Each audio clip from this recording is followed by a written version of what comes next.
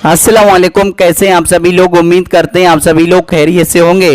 उम्रा पर जाने वाले लोगों के लिए एक बुरी खबर निकल कर के सामने आ रही है। अब ये लोग उम्रा करने के लिए नहीं जा सकेंगे। अब सरकार ने उम्रा पर जाने वाले लोगों के लिए नए नियम लागू कर दिए हैं।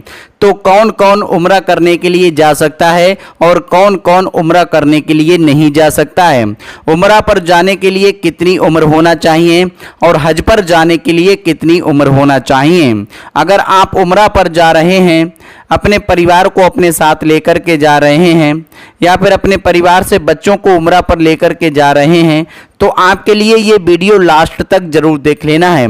आज के वीडियो में हम पूरी जानकारी आपको देने वाले हैं कि कितनी उम्र के लोग उम्रा पर जा सकते हैं और उम्रा पर जाने वाले लोगों के लिए क्या क्या नियम लागू किए गए हैं, और उम्रा पर जा रहे हैं तो आप उम्रा पर अपने साथ क्या क्या ले जाएं, उम्रा पर जाने की आपको तैयारी किस प्रकार से करना है, उम्रा पर जाने का खर्चा कितना होगा, पिछले महीनों के मुताबिक इस महीने कितना खर्चा होगा। 12वीं रबीउल अव्वल पर मक्कातुल मुकर्रमा और मदीना मुनव्वरा में 15 दिन के पैकेज वाले लोग और 20 दिन के पैकेज वाले लोग अभी पहुंचना शुरू हो गए हैं।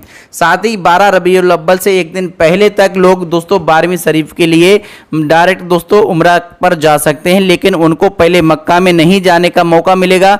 पहले उनको मदीना मुनव्वरा में अगर वो जाने की चाहत रखते हैं तो पहले मदीना मुनव्वरा में जा सकते हैं, क्योंकि 12वीं रबीउल अव्वल पर हर कोई सोचता है कि हमको आका के शहर यानी मदीना मुनव्वरा में दोस्तों पहुंचने का मौका मिल जाए। तो 12 रबीउल अव्वल पर मक्कातुल मुकर्रमा के साथ मदीना मुनव्वरा में भी काफ़ी ज़्यादा रश हो जाता है। इतना रश हो जाता है कि मदीना मुनव्वरा को पूरी तरीके से बैरिकेड कर दिया जाता है और जो भी हुज्जाज इकराम मदीना में मौजूद होते हैं उनके लिए बाहर से रास्ता दिया जाता है, जो कि मस्जिद नबी का बिल्कुल बाहरी का रास्ता है। तो आप बाहर जाएंगे और सीधी हुजूर के रोज़े पर होकर के आप फिर से बाहर ही आपको आना है।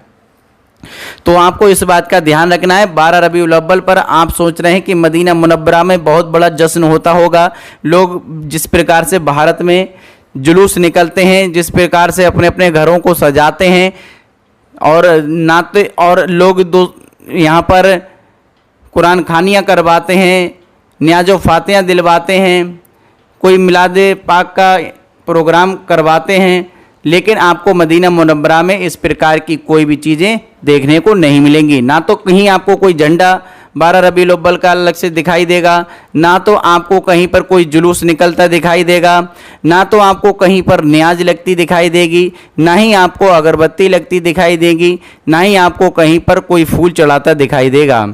अगर इस प्रकार की चीज़ें अगर वहाँ पर होने लगी तो वहाँ पर रस इतना ज़्यादा हो जाएगा और फिर देखा जाए तो लोगों को और भी दिक्कतें बढ़ जाएंगी। क्योंकि अगर कहीं भी आप दरगाह पर जाते हैं, वहाँ पर आप देखते हैं अगर न्याज लग रही है तो न्याज की कितनी ज़्यादा भीड़ होती है, फिर अगर फूल चढ़ रहे हैं तो फूल के कितना क्रेज होता है, अगरबत्तियों का कितना क्रेज होता है, अगरबत्ती का कोई धुआं अपने ऊपर लगा रहा है, कोई अगरबत्ती की राख अपने ऊपर लगा रहा है, तरह तरीके की यहाँ पर चीज़ें देखने को मिलती हैं। तो वो बहुत ही पाक मुकद्दस जगह है। हर मुसलमान का यही सपना होता है कि अपनी ज़िंदगी में कम से कम एक बार मदीना जाएं, एक बार मक्का जाएं, हज करें, उम्रा करें। तो अल्लाह पाक से दुआ है जितने भी मुसलमान दीन इस वीडियो को देख रहे हैं तो अल्लाह पाक सबके नसीब में हज बैतुल्ला लिख दे, सबको हज बैतुल्ला करने की शहादत नसीब अता फरमाएँ। सभी के वालिदैन को भी अल्लाह पाक हज उम्रा करा दे। और जो हमारे मुसलमान दीन किसी भी बीमारी से मुब्तला हैं तो अल्लाह पाक से दुआ है उनको शिफाए कामिला अता फरमा दे। जो मुसलमान दीन बेरोज़गार हैं अल्लाह पाक से दुआ है उनको नेक रोज़गार अता फरमा दे। जो रोज़गार से लगे हैं, आज के दौर में मुसलमान दीन काफ़ी ज़्यादा परेशान हैं, काम तो कर रहे हैं लेकिन उनके घरों में बरकतें नहीं हो रही हैं, उनके काम में इजाफा नहीं हो रहा है। तो ऐसे में आपको ज़्यादा से ज़्यादा नमाज़ें अदा करनी हैं। 5 वक्त की नमाज आपके लिए है तो 5 वक्त की नमाज आपको पढ़नी है और नमाज पढ़ के अल्लाह पाक से ज़्यादा आपको दुआएं करनी हैं, क्योंकि नमाज में वो ताकत है अल्लाह पाक से आपको जो करीब लेकर के आती है। तो आप अल्लाह पाक से जब करीब हो जाएंगे तो इंशाअल्लाह आपकी दुआएं भी कबूल होंगी और आपके घरों में बरकतें भी होंगी, आपके बिगड़े काम भी बन जाएंगे, आपकी बेटियों के अगर रिश्ते नहीं मिल रहे हैं तो अल्लाह पाक से दुआ है कि आपकी बेटियों के अच्छे से अच्छे रिश्ते अता फरमा। जो लोग किसी भी नौकरी की तैयारी कर रहे हैं, नौकरी नहीं लग पा रही, तो अल्लाह पाक से दुआ है उनको नेक और अच्छी नौकरी अता फरमा, आमीन सुम्मा आमीन। तो चलिए बात कर लेते हैं सबसे पहले कि उम्रा पर कौन कौन नहीं जा सकता है और कौन कौन उम्रा पर जा सकता है। आप लोग कमेंट करते हैं कि आप बहुत लंबी बात करते हैं, बहुत ज़्यादा बकवास करते हैं, बकबक करते हैं। तो जहाँ पर मक्का और मदीना की बात आ जाए वहाँ पर कोई बकवास नहीं, कोई बकबक नहीं होती है, क्योंकि आप वहाँ की अगर कोई भी बात को अगर लेकर के चलेंगे तो बात इतनी बड़ी हो जाएगी कि वो आप कहेंगे कि वीडियो इतना बड़ा हो गया, क्योंकि वहाँ की वो हर एक फ़िज़ा में ही रहमत बरस रही है। तो जिसकी तारीफ़ हम अपनी ज़बान से कर पाना मुश्किल है, क्योंकि जब आप अपनी आँखों से देखेंगे तो खुद ब खुद आप कहेंगे वाकई में मक्कातुल मुकर्रमा और मदीना मुनव्वरा में लोगों का आने का जो ख्वाब होता है वो ख्वाब नहीं है, उनकी ज़िंदगी का मकसद है। तो हर मुसलमान को कम से कम अपनी ज़िंदगी में मकसद बना लेना है कि हमको हज करना है, हमको उम्रा करना है, क्योंकि हज उम्रा पर वो ही जाता है जिसके अंदर तड़प होती है। वरना तो लोगों के पास करोड़ों अरबों रुपया है, वो चाहें रोज़ उम्रा करने के लिए जाएं, लेकिन उनको जाने का मौका ही नहीं मिलता है। बहुत से लोग हमने देखा है कि उनके पास इतना रुपया है कि वो अपने पैसों से अगर 10, 20, 50 लोगों को लेकर के जाएं तो उनके पैसे में कोई भी कमी नहीं आएगी, लेकिन वो ना खुद से जाते हैं और ना ही कोई ऐसा काम करते हैं कि दूसरे को भेज दें, जिससे दूसरे को भेजने में भी बहुत बड़ी सवाब का काम है। अगर कोई अपने पैसे से किसी व्यक्ति को उम्रा पर ले जाता है या फिर हज पर भेज देता है तो ये भी बहुत बड़ा सवाब का काम है। तो अल्लाह पाक से दुआ है जितने भी मुसलमान दीन इस वीडियो को देख रहे हैं सभी के कारोबारों में खैर बरकतें अता फरमा। और आप उम्रा पर जा रहे हैं तो आप अपने परिवार से जो लोग परेशान हैं तो पहले परिवार के लोगों को देखें, उनकी परेशानियों को दूर करें, और आपके मोहल्ला बस्ती में जो लोग ज़्यादा परेशान हैं तो उनकी मदद करें। ऐसा नहीं है कि आप अगर उम्रा पर जा रहे हैं तो ये बहुत अच्छी बात है, लेकिन आपके परिवार के लोग परेशान हैं, किसी बीमारी से मुब्तला हैं, और आपकी बस्ती के लोग जो आपके खासम खास हैं, यहाँ पर नहीं भी हैं, जो आपकी बस्ती मोहल्ला में रह रहे हैं वो बहुत परेशान हैं, तो उनकी भी मदद करें। ये बहुत सवाब का काम है। उम्रा पर जा रहे हैं तो अगर आप उम्रा पर जाने से पहले इन लोगों के लिए कुछ इनके लिए इंतजाम कर दें जिससे इनकी परेशानियां कुछ कम हो जाएं, तो ये भी बहुत बड़ा सवाब है। तो अल्लाह पाक सभी को हज उम्रा करने की तौफीक अता फरमाएं। तो क्या नियम लागू हुआ है, कौन कौन उम्रा करने के लिए नहीं जा सकता है। अब 18 वर्ष से कम उम्र का कोई भी नाबालिग उम्रा करने के लिए अकेले नहीं जा सकता है। ध्यान रखें, आप सोचेंगे कि इतनी छोटी बात बताने के लिए वीडियो 7.5 मिनट का कर दिया, लेकिन बात क्या करें जब मदीना मुनव्वरा की बात आ जाती है तो बात लंबी हो जाती है। अल्लाह पाक हम सबको हज उम्रा करने की तौफीक अता फरमाए। तो अगर आपके परिवार का कोई भी बच्चा है जिसको आप सोच रहे हैं कि हम अकेले भेज दें, उसकी उम्र 15 साल हो गई, उसकी उम्र 16 साल हो गई, उसकी उम्र 17 साल हो गई, तो आप उसको अब उम्रा करने के लिए नहीं भेज सकते हैं।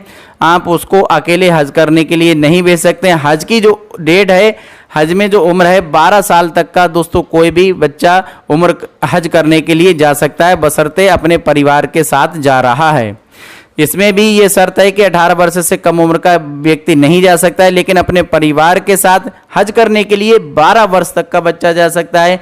और उम्रा करने के लिए अगर बच्चा आपका कल ही पैदा हुआ, 1 महीने 2 महीने का हुआ, उसको भी आप उम्रा करने के लिए ले जा सकते हैं, बशर्ते ध्यान ये रखना है कि 18 वर्ष से कम उम्र का बच्चा अकेले उम्रा करने के लिए नहीं जा सकता है। कई लोग कमेंट कर रहे थे कि हमारे बच्चे की उम्र 16 वर्ष हो गई, 17 वर्ष हो गई, तो हम उम्रा पर जा रहे हैं तो उसको ले जा सकते हैं। तो हाँ, आप उसको ले जा सकते हैं, लेकिन आप उसको अकेले नहीं भेज सकते हैं, क्योंकि रस बहुत ज़्यादा होता है।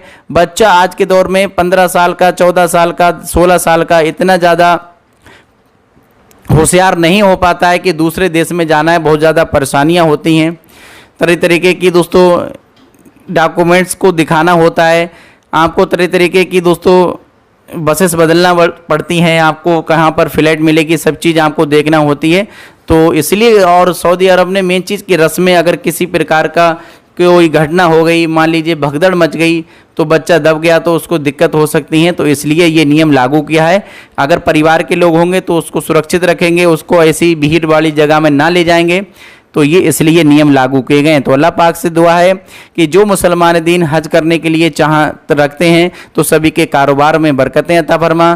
तो बात कर लेते हैं खर्चे की, उम्रा की। तो उम्रा का जो खर्चा है 70 से 80 हज़ार रुपया भारत से, इंडिया से जो कि दिल्ली से या फिर मुंबई से ये जो पैकेज हैं, तो जो 70 से 80 हज़ार रुपये के जो पैकेज हैं ये अच्छे वाले पैकेज हैं। इन पैकेज में आपको 3 वक्त का खाना मिलेगा, फिर आपको रहने के लिए अच्छा होटल भी मिलेगा, फिर इसमें 1 दिन की ज़ियारत आपको मक्कातुल मुकर्रमा में और 1 दिन की ज़ियारत आपको मदीना मुनव्वरा में मिलेंगी।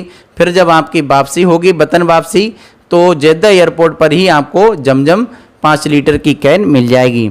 तो ये चीज़ें आपके पैकेज में मिलेंगी। अगर आप कहीं और भी दोस्तों घूमना चाहते हैं तो आप अपने लिए अपनी टैक्सी से जा सकते हैं, कहीं भी घूम सकते हैं।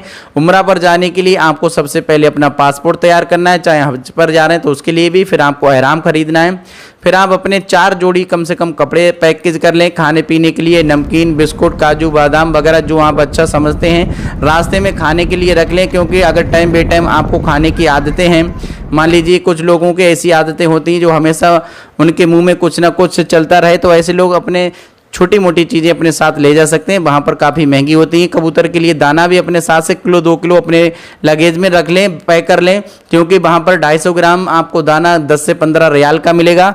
तो ये काफ़ी ज़्यादा सही रहेगा। अगर अपने क्षेत्र से गेहूँ ले जाएँ, बाजरा ले जाएँ, चना ले जाएँ, तो ये चीज़ें हाँ कबूतरों को खिलाएं। क्योंकि लोग कबूतरों को खिलाने के लिए पैसे भी देते हैं कि ये पैसे ले जाइए कबूतरों को दाना खिला देना।